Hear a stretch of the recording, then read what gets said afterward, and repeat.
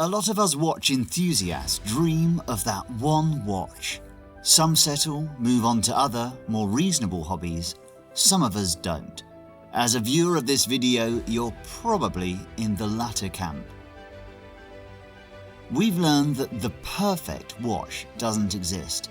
It's either too big, too thick, wrong lug width, wrong brand, wrong dial, poor lume, poor bracelet, you know the drill, and you know I could go on. That is why we invented the term 3-watch collection. Is there such a thing, a perfect 3-watch collection? I would say no, but I'll give it a go. I'll also share my reasoning before I finish off with a short list of watches which almost made my fictitious collection.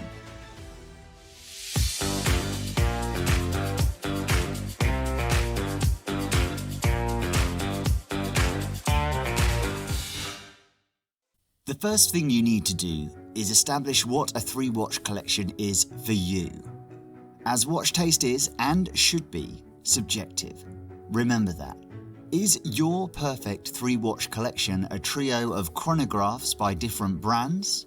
Or are you a dive-style person opting for that rotating egg timer? Or perhaps you'd like to have your lifestyle covered.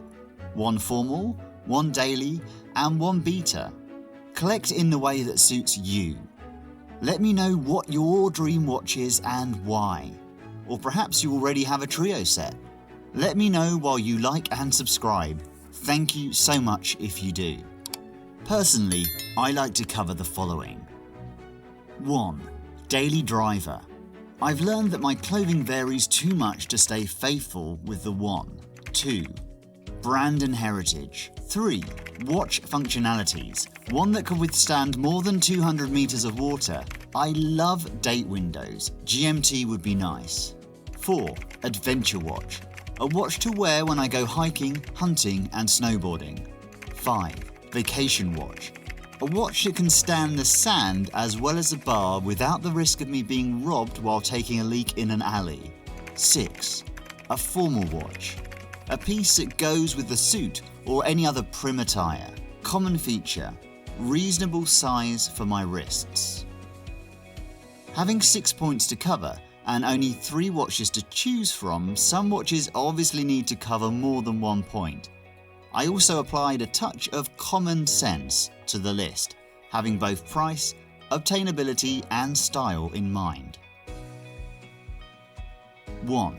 A 5-digit Rolex GMT watch. My choice stands between the GMT Master 2 16710 and the Explorer 2 16570.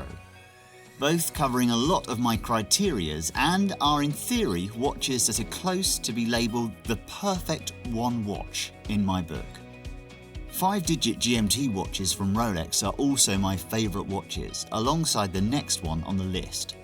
I spent hours researching both these models, which both had long production runs, both commencing their manufacturing in 1989.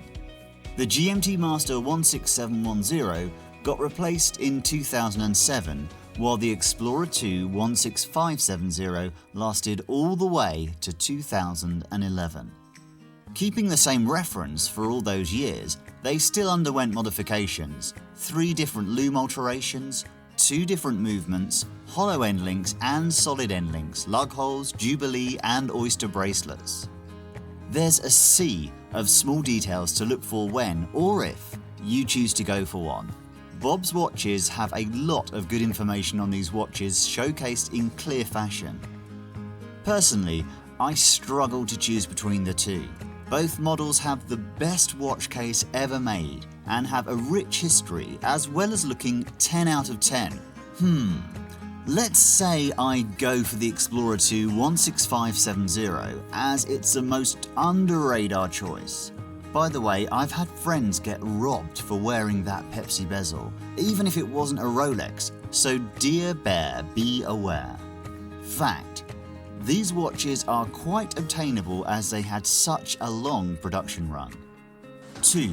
A Rolex Datejust or Omega Seamaster Aquaterra. These are my favourite style watches, all-rounders, beautiful exterior, robust interior. I've owned the latter and selling it is my, until now, biggest regret. 38mm was in no way too big, but 36mm is the schniz for my wrist when going for this style watch. And the Datejust, as few others, has kept its original case size since its debut all the way back in 1945. I can't describe how much I cherish the historical resemblance of the Datejust evolution. It was also the first self-winding chronometer certified watch with a displayed date window at 3 o'clock. And since I decided on a black dial on the first one, I've chosen to go for the 2022 release dial, mint green on this. I enjoy staring into moving dials and appreciate the artistry and craftsmanship put into them, but it's not always easy to match, depending on your style of course. But having a look at colour matching charts and my wardrobe, I can confirm that green suits me well. 3. 2 Rolexes so far. I honestly didn't plan on that, so even though my 2 favourite watches are the 2 previous models, the third one is from my favourite brand, Omega. Omega Seamaster Planet Ocean 39.5mm. Such an underrated watch. A bit tall for an everyday watch, but that's not its job in this collection, is it? No, the Planet Ocean is my vacation watch, but can obviously be applied in other settings as well. The watch houses the amazing coaxial movement and entered Omega's catalogue in 2005, so I feel it's some sort of result of my time growing up during the 90s. So that's it. Rate my choices with a 1 to 10 rating. That should be fun. Here are the watches that didn't get mentioned at all but were in the running for a while. Thanks for watching. Catch you in the next one, watch fam.